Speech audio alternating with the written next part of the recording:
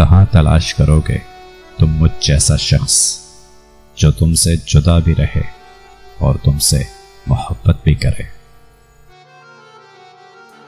जरूरी तो नहीं जुबान से कहें दिल की बात, जुबान एक और भी होती है इजहारे मोहब्बत की। सपुर्दे खाक कर डाला तेरी आंखों की मस्ती ने, हजारों साल जी लेते अगर तेरा दीदार ना होता।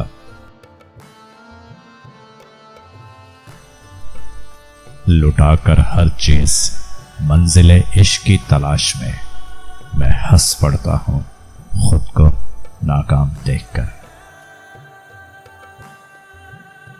मेरे दिल की मजबूरी को इल्जाम न दे, मुझे याद रख बेशक मेरा नाम न ले।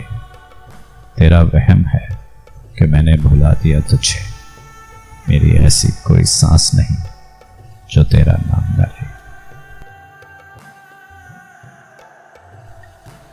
हासिले जिंदगी हसरत के सिवा कुछ भी नहीं, ये किया नहीं वो हुआ नहीं, ये मिला नहीं और वो रहा नहीं।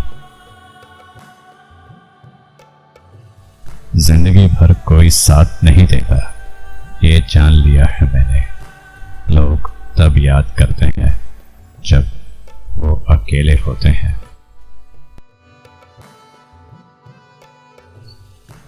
ये कोई और ताल्लुक ही होगा, थी मोहब्बत तो मर गई कैसे। मैं खुद हैरान हूं अपने सब्र की इंतहा देखकर।